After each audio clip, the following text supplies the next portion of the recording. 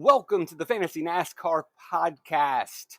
Daytona, let's go away. Xfinity series, quick podcast to give you a different way to look at the numbers. And this is going to use the Fantasy NASCAR spreadsheet that you can get at racefortheprize.com. Venmo, PayPal, Cash App, $10 for this weekend, 3 races. Come on, let's get it on. $20 for the rest of the month, or maybe I'll see you in September. Venmo, PayPal, Cash App. So you can look at the stats the normal way and look at all the races in chronological order. You'll see greens and reds and greens and reds and greens and reds, and you get a decent idea. But when you look at the data this way, all the Daytona, Dega finishes, it's not as easy to compare. Now, obviously, the spreadsheet has a bunch of formulas that makes it easier, but one of the ways that I like to look at it is instead of sorting them in chronological order, we can sort them based on best finishes versus their worst finishes, and we can see some Dega Daytona to Atlanta differences, and we can see who tends to finish well and not. So, for example, Austin Hill struggled at Dega. Daytona has been good to him with 3 wins and only just 2 really bad finishes, even though 14th is not good enough for Austin Hill. And then you're also going to realize that his data is skewed by some Atlanta races, which favor equipment a little more than Dega and Daytona. We'll see that Jeb Burton's been halfway decent. One of the ones I like to look at is Justin Allgaier, and he really shows you what you can see with this data. About half green and a little under half red, meaning that his success rate's around, 50, 60%. And you see that at Dega, you see that at Daytona. Whereas you'd think, 50% success rate's not good. It is pretty good at a super speedway. He has quite a bit of top fives. And maybe that would push you in that direction by being able to see this. You look at AJ Allmendinger at Daytona, and then even combine that with Talladega, and his success rate is even higher, leading us to believe that he is a driver we can trust. Whereas we look at a guy like Jeremy Clements, who has a teeny bit of green, a little bit of in between, and the usual 50 to 60% of red, which isn't terrible for a value driver. Also, for a driver who may be starting in the back, these teen finishes might be good enough, and on average, that's where he tends to finish. It just depends on where he is starting and if there are better plays. But overall, you would say, hey, he's not that bad of a super speedway driver. Sheldon Creed, half and half, just like everybody else. Well, those are really red. Doesn't matter. If it's the slightest bit of red, it's bad. We don't mind it being dark red, dark green, but again, we're seeing that 50-50 rate.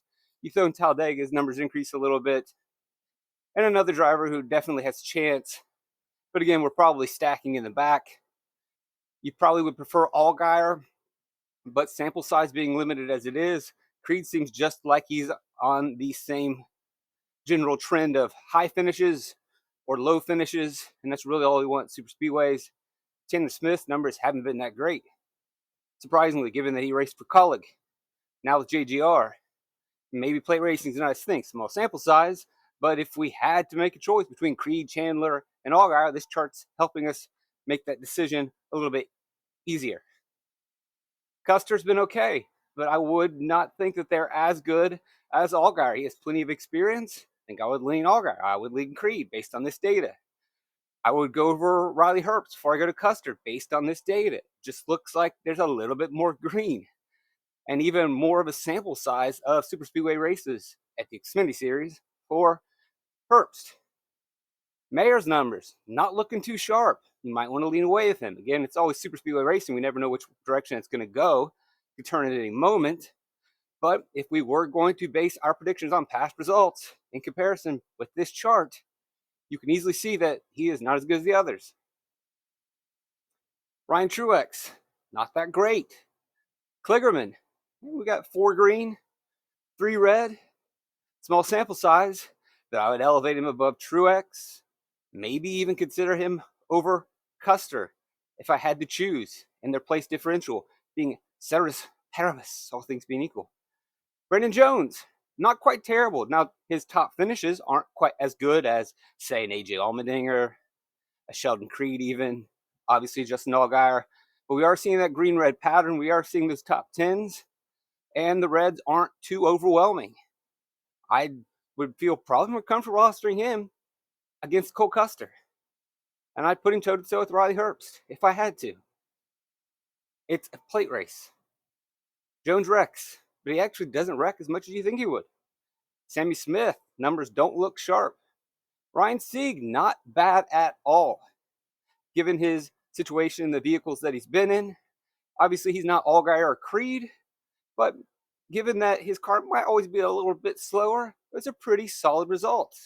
And definitely going to be on the board. Again, if he gives us place differential opportunities, which you often don't have to be aggressive and excessive in your chasing when it comes to the Xfinity Series. You can get away with 15, 16 place differential points, as opposed to Cup Series, where sometimes we see 25 to 30 points because the cars are also equal. And there isn't absolute domination at the top and a lockout. As we go through and try to find some value, Williams has been a little bit better at Talladega than at Daytona. Numbers aren't that great, but one thing that we can infer is that he has plenty of super speedway experience. Now going to be in a Cullet car, so he could be in a good situation. Flipping down further, Parker Retzlaff. How about him at Daytona? And he's going to be running double duty this week. Why not? Well, if he doesn't offer place differential, then yeah, that's why not. But if we're looking at 15 place differential points for Parker Retzlaff, based on this data, think about it. Jeffrey Earnhardt hasn't been too terrible either. I think you could consider Jeffrey Earnhardt. At the very least, he's got experience. I'd like to see a little bit more, but he's better than Weatherman. Brendan Poole, a bit of a run there for Talladega, so he's alive and a possibility. I think I might want to go with Earnhardt more, but it just depends on how they look and place differential. See if we can find anybody else. Cesar Baccarella, at least he has experience. And he has kind of hit some top 10s, top 15s, starts in the dead back. It can work.